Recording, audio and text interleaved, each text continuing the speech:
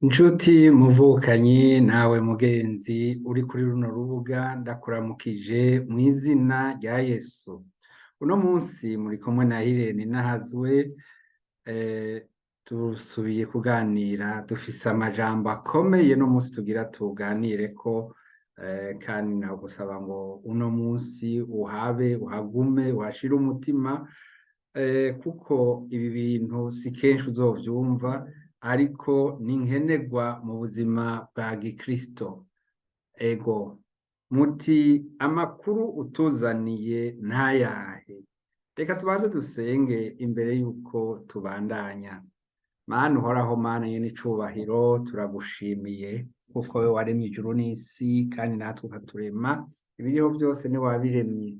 Turagushimiye Mana ko wadukunze ukaturushisha ibindi biremwa byose, ukatugira abishikira iwawe. Waratugwaniriye kandi turi abanyabyaha, turi abanyamakosa, tutagororotse, ariko wowe ukama uri hafi yacu kugira ngo dutabare, kuko intumbero waturemeye washatse ko tuzosangira amahirwe ubayemo nk'Imana. None rero n'ubu ndaje imbere yawe muri kano kanya, nsavye imbabazi jewe umunyaminwa y'ibinyabyaha, nikore niyumvira ntambuka ngendera mu vyaha, ariko ukanyoza. None rero ndaje imbere yawe kubw'amaraso ya Yesu nshima, ayo maraso ya Yesu yadusesewe, ayo maraso ya Yesu adutabara. Mana ndagushima Mwami, ndagushima kuko wewe uri uwera, ndagushima kuko wewe uri mutananirwa. Imbere yawe Mana, imbere ngaha kugira ngo nshingire intahe, harimwo benshi wasobanuriye ivyo ngira mvuge kuva kera Mana, ariko hariho n'abandi batabizi kandi nabo basobanuriwe ibindi. Mana, ubu waravuze ngo mw'ijambo ryawe ngo abantu bawe ngo bazize bahonye kubera ukutamenya. Reka Mana uyu munsi databuja twigire iwawe, turavyemeye gutega amatwi, ariko kandi turaboshe inkomezi zose z'umugwanizi, abadayimoni n'impwemu mbi zigomba kutubuza gutahura ijambo ugomba udushikirize hano. Mana yo mw'ijuru, jewe nkoresha nk'igikoresho cawe gusa, sinishiremwo, ariko ijambo ryawe abe ariryo ryumvikana kandi rishikira imitima myinshi, kuko ijambo ryawe riravura, ijambo ryawe rirarema. Urakoze, uragahora ku ngoma. Mana, nezerewe no kuririmba kano karirimbo. Urakoze mu izina ry'umwami wacu Yesu Kristo, amen. Ego hari akaririmbo kama kanezera kakamfasha kuva kera. N'akaririmbo kari mu gitabo c'Iguhimbaza Imana mu Kirundi, 100. Nzoririmba igitangaza Yesu Mwami yakoze, ko yavuye mw'ijuru ngo amfire igorogota.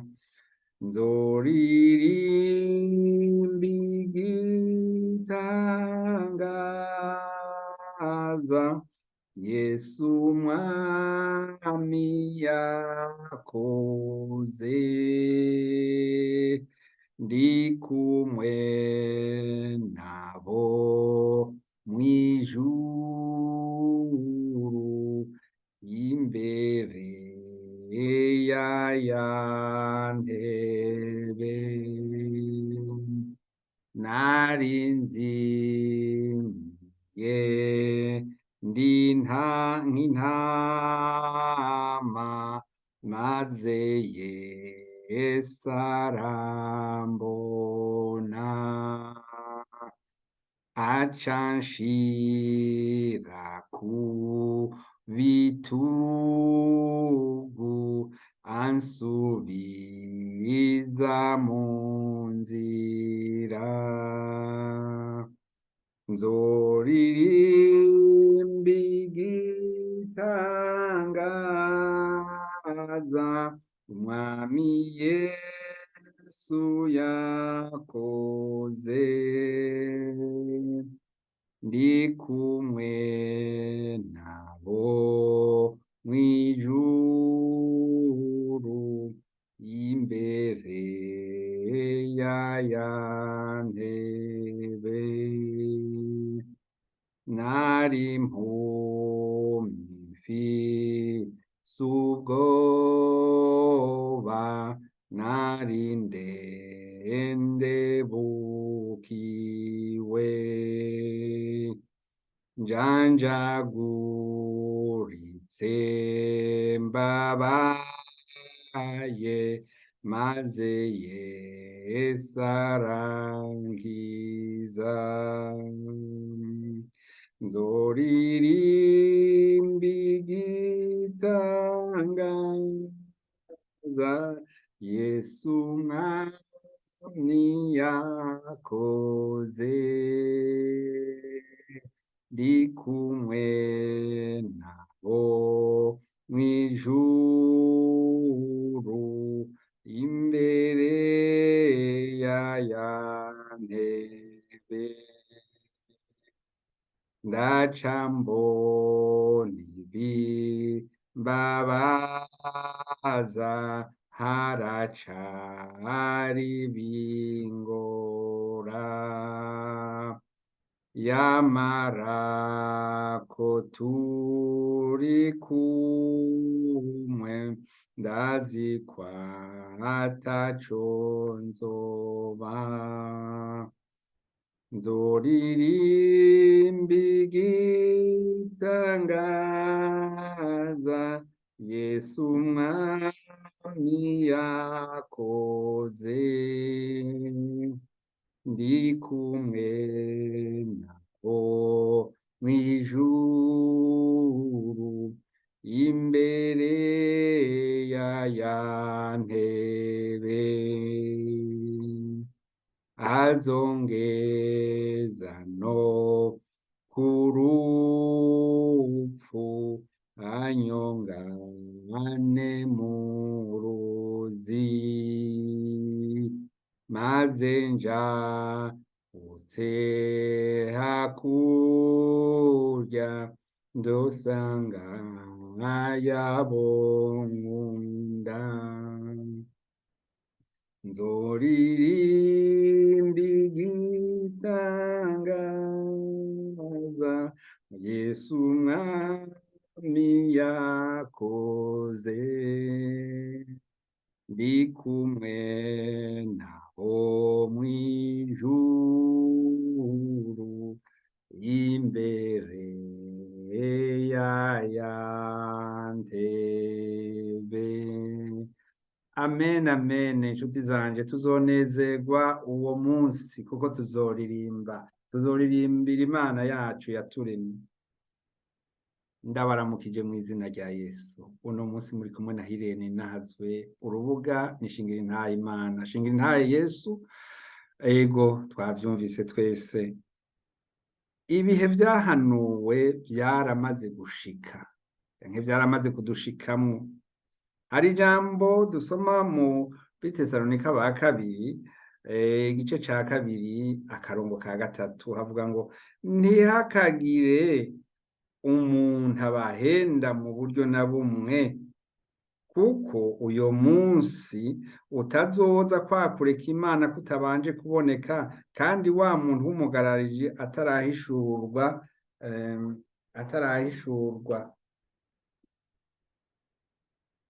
wa muntu w'umugararije atarahishurwa.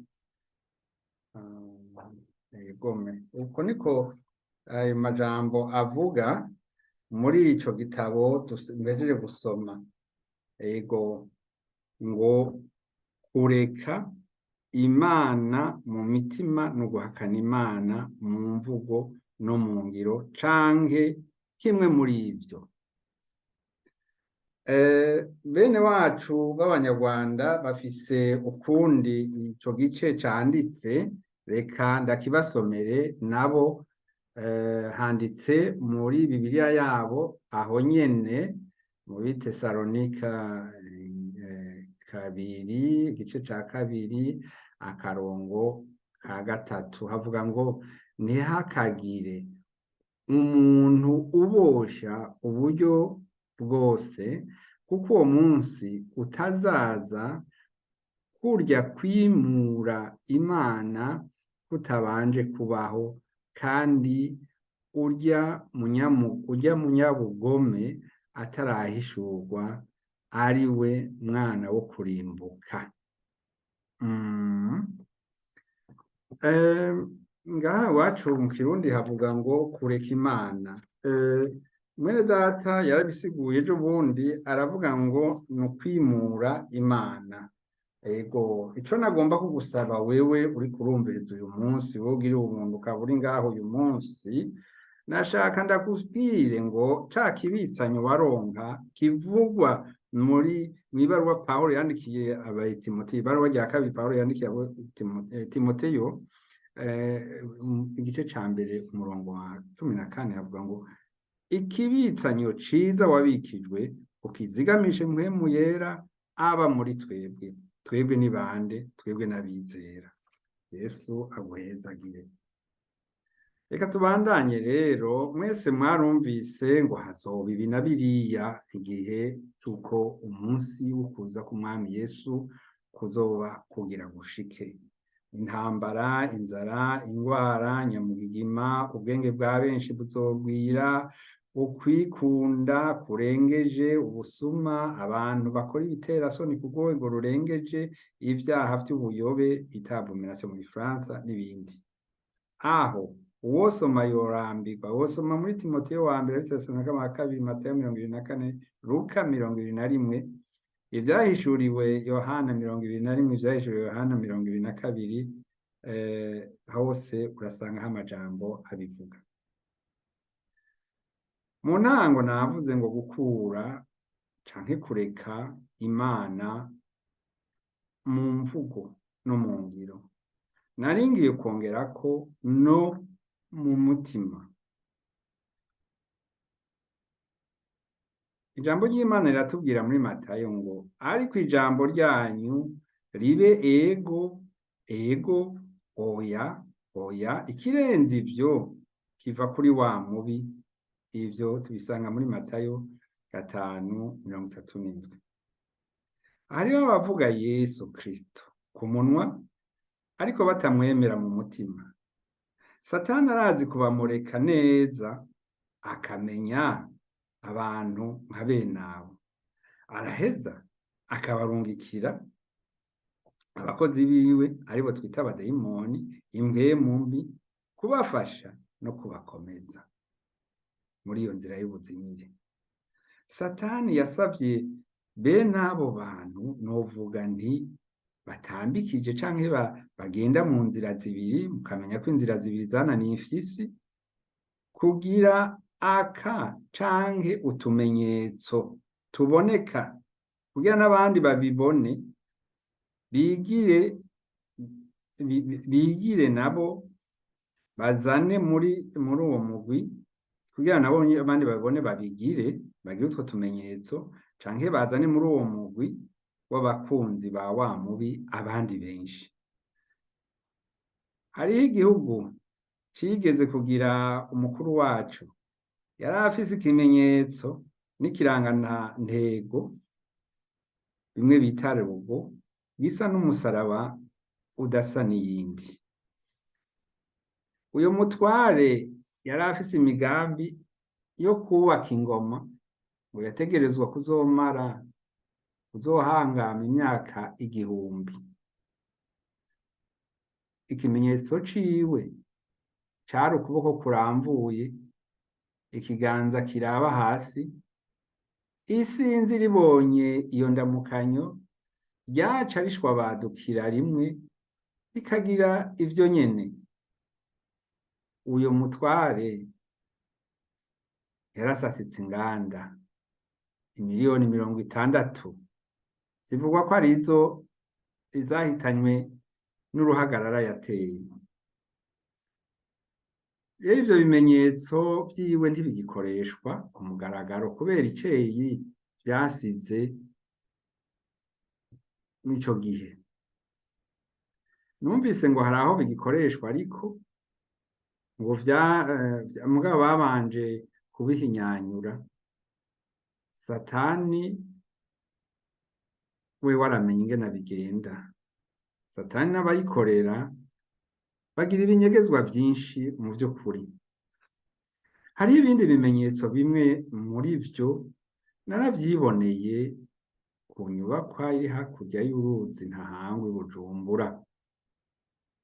Ivyo nyene nabisanze ku mashengero amwe yo mu gihugu hagati. Igitangaje, ivyo bimenyetso biri no ku noti z'amahera yo muri leta zunze ubumwe za Amerika.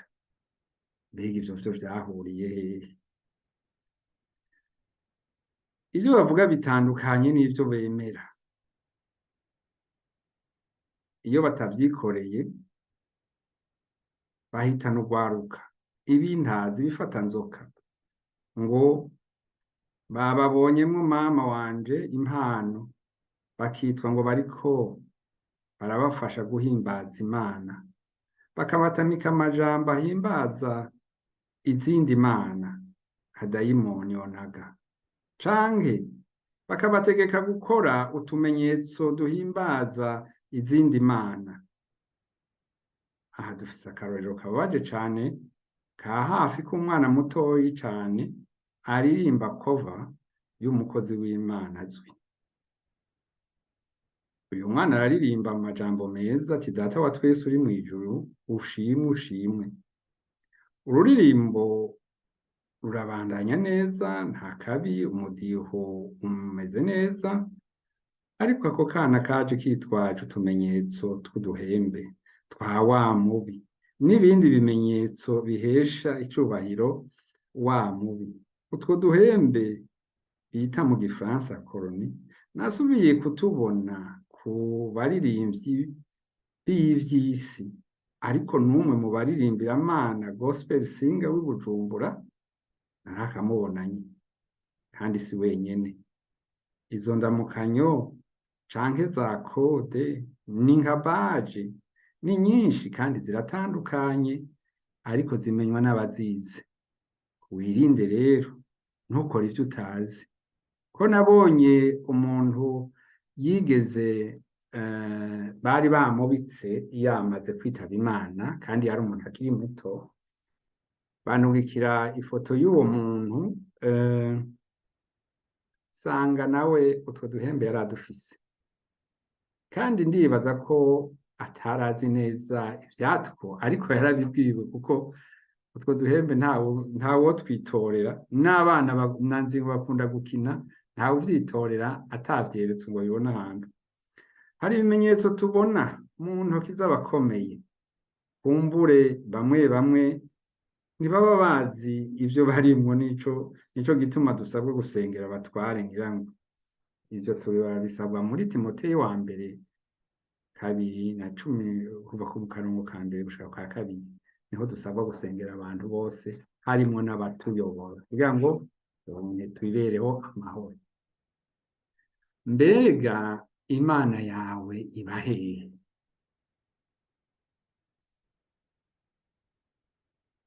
Urakwiye kumenya Imana yawe. Nta muhuza canke iyindi nzira igushikana ku Mana atari Yesu Kristo. Naho yoba ari umupasitori afise amashengero menshi kw'isi, canke ayabaye rurangiranwa, si bagushikana ku Mana haba namba. Ijambo turarisoma mw'ibaruwa ya mbere Pawulo yandikiye Timoteyo 2:5-6, avuga ngo kuko hari Imana imwe kandi hari umuhuza umwe w'Imana n'abantu, nawe nyene n'umuntu, ni Kristo Yesu, yitanze kw'injungu ya bose.